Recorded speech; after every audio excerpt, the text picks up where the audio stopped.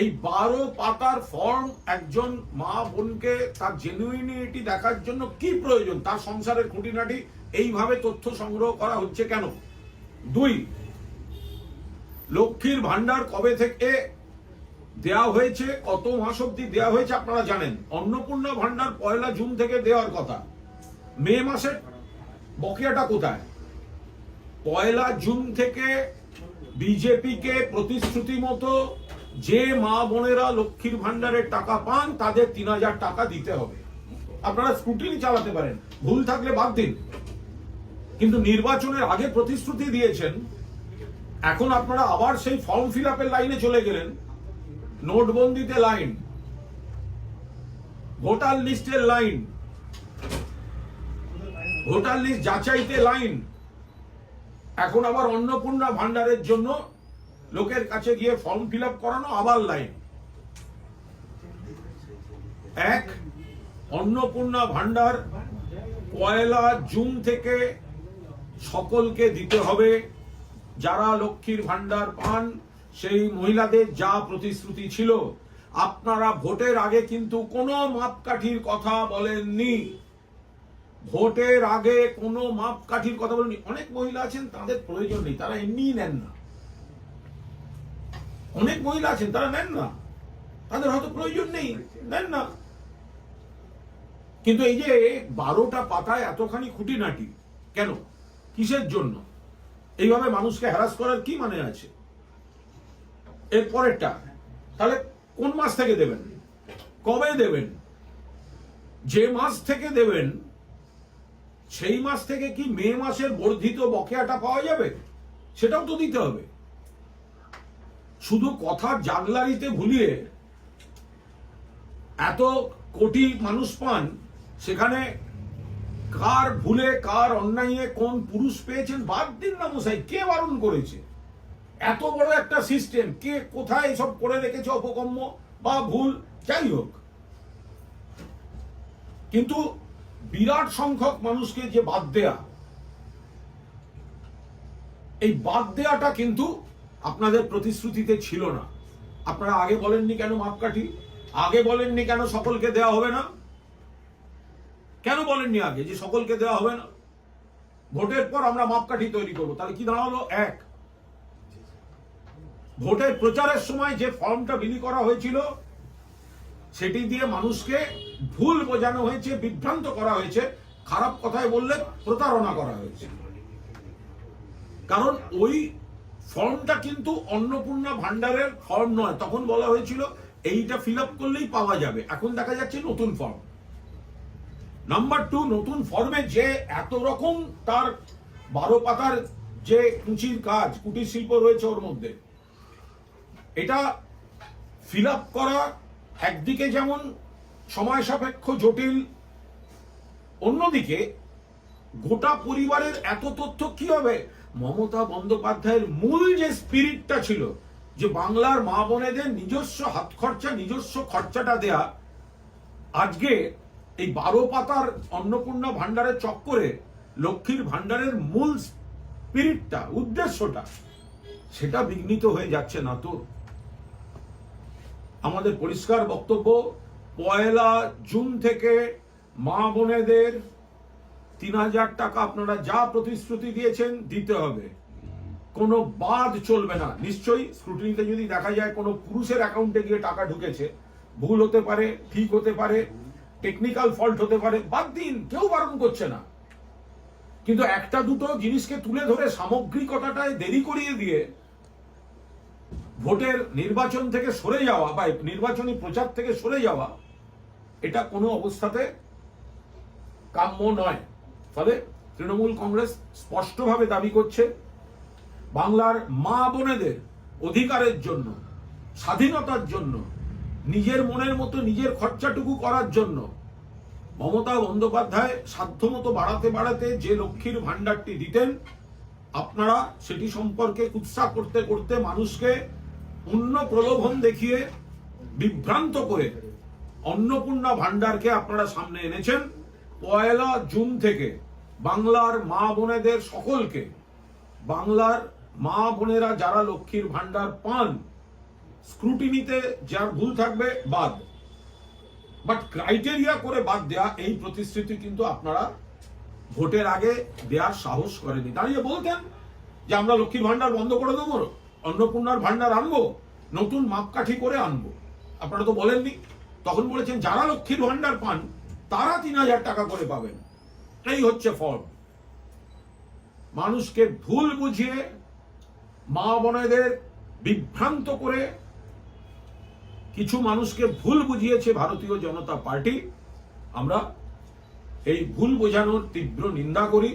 মমতা বন্দ্যোপাধ্যায় মা বোনেদের স্বার্থে নিজে থেকে লক্ষ্মীর ভান্ডারের মতো যে ঐতিহাসিক কর্মসূচি শুরু করেছেন, সেটাই ভিত্তি গোটা দেশে। তার উপর দাঁড়িয়ে 3000 টাকা দেওয়ার যে প্রতিশ্রুতি দিয়েছিলেন বিজেপির নেতারা, আজকে সরকারে এসে সেখান থেকে তারা সরে যাচ্ছেন। অর্থাৎ একটা বড় অংশকে যদি বাদ দিয়ে দেন তাহলে তো 3000 টাকা দিতে সমস্যা নেই। আর মমতা বন্দ্যোপাধ্যায় ধরা যাক ওনারা বলতে চাইছেন কি, এখন অব্দি আমরা যা জেনেছি যে সরকার পোষিত টাকাও যিনি পান কোন সংস্থার, তিনি এই টাকাটা পেতে পারেন না। তো তাহলে এরকম অনেক অর্গানাইজেশন আছে। আমাদের প্রশ্ন, তাহলে কি আশা কর্মী দিদিরা পাবেন? তো কারণ তারা তো সরকারেরই পান। আবার এখন এরা বলছেন সরকার পোষিত বা সরকারি কোনো ব্যাপার পায় তাহলে তারা লক্ষ্মীর ভান্ডার পাবেন না।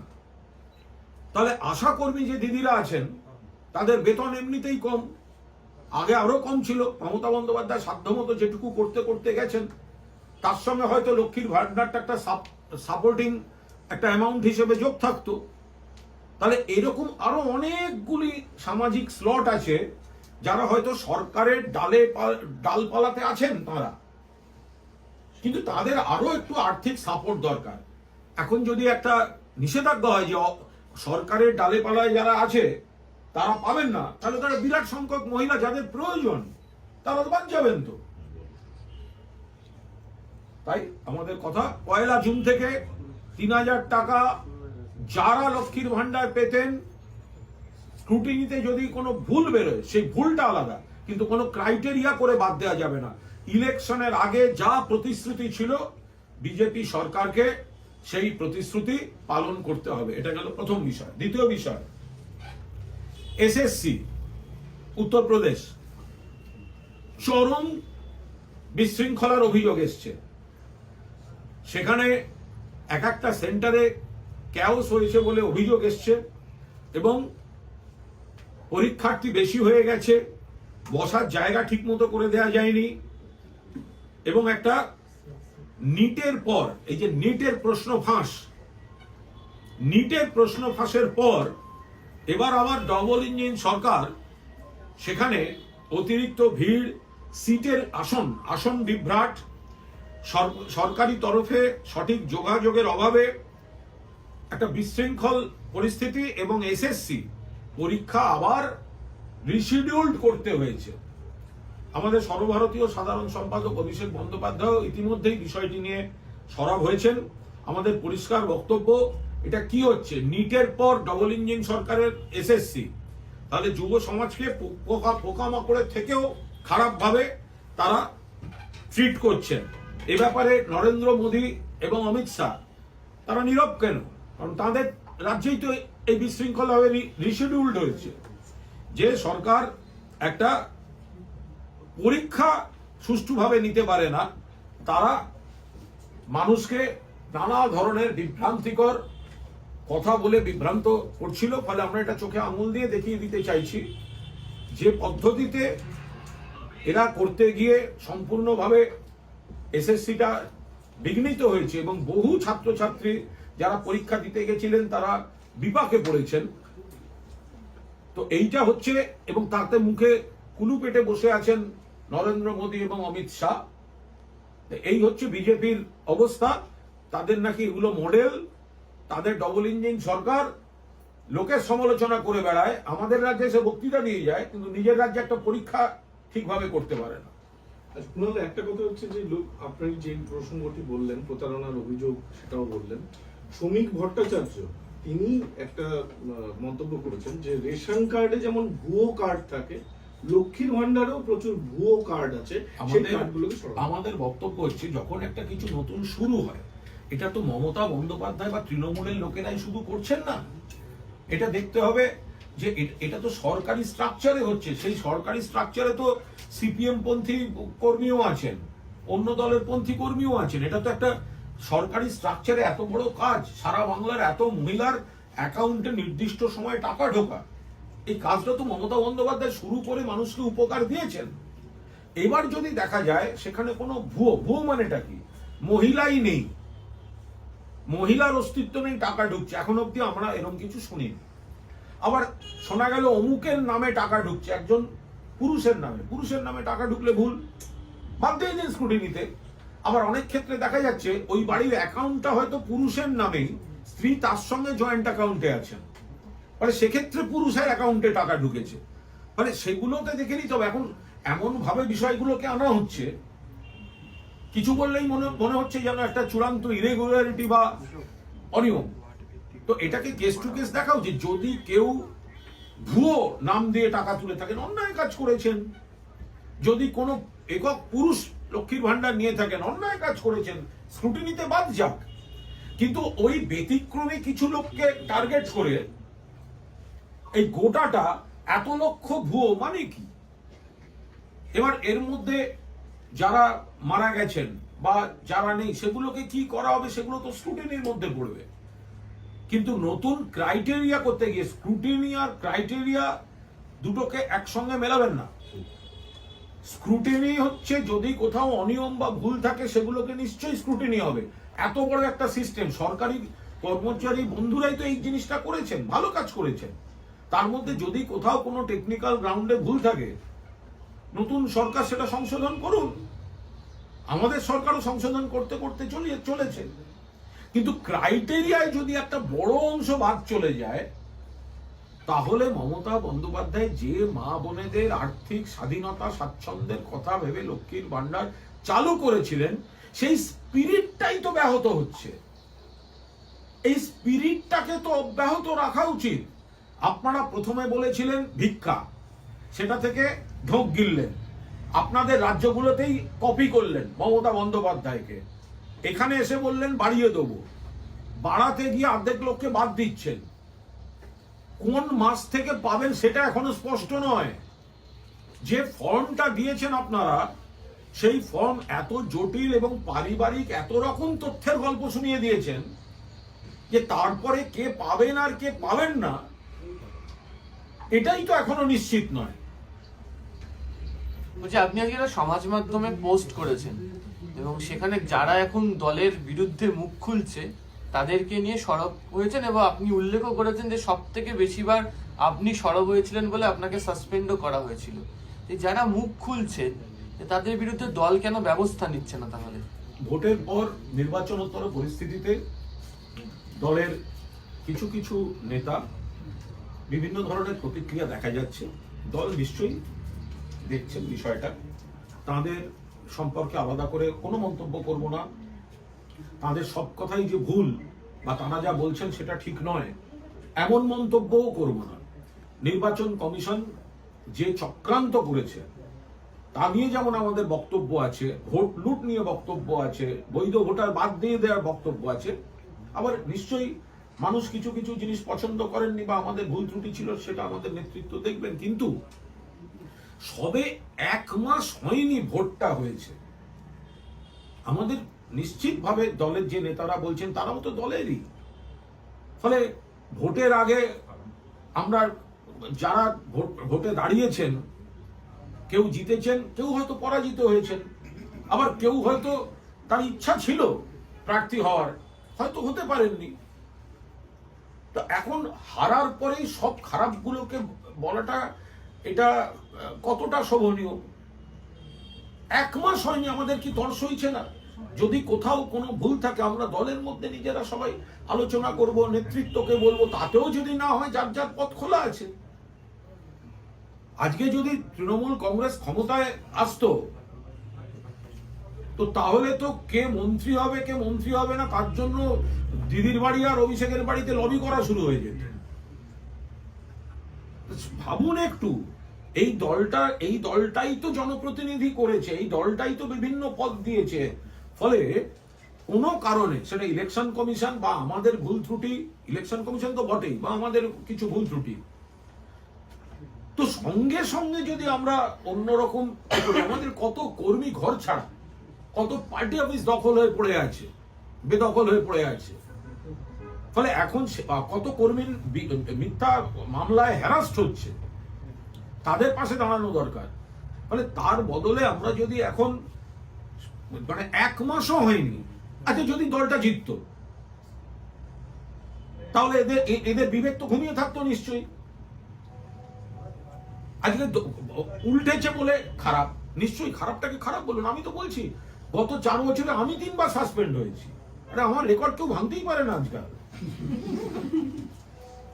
কিন্তু দল যখন ক্রাইসিসে, তখন নেত্রীর সঙ্গে দলের পাশে থেকে কর্মীদের সঙ্গে থাকবো না?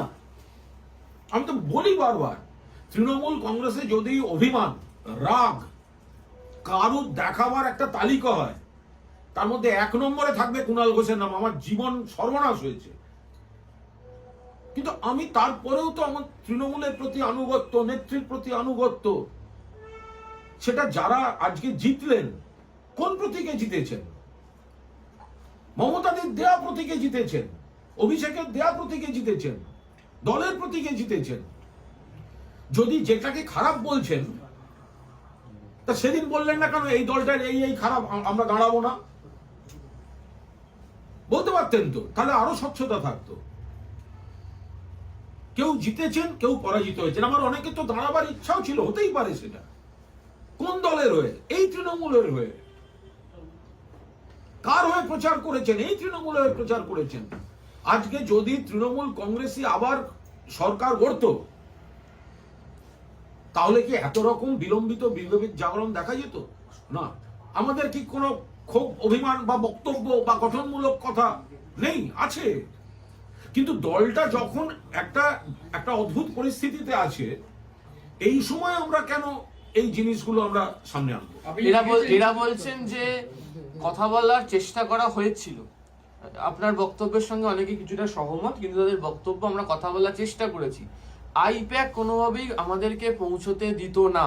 দ্বিতীয়ত, মমতা বন্দ্যোপাধ্যায়কে ঘিরে যারা থাকতেন, তারা সেখানে আমাদের ঢুকতে দিত না। আমি সমস্ত মানছি, আমি আবার বলছি, তারা যা বক্তব্য রাখছেন, সেই বক্তব্যকে আমি ভুল বলে তাদের সঙ্গে কন্ট্রাডিকশনে যাচ্ছি না।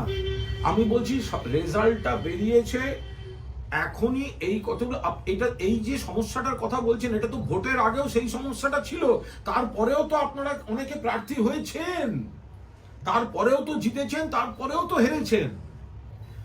যদি আইপ্যাক নিয়ে কোনো অভিযোগ থাকে, তো এটা তো আগেও ছিল, এখনো আপনি বলতে পারেন। কিন্তু সেটা এই মুহূর্তে যখন দলটাকে একটু আমরা সবাই মিলে চেষ্টা করছি আবার একদম, মানে আমরা দেখুন, আমরা এত মানুষের ভোট পেয়েছি।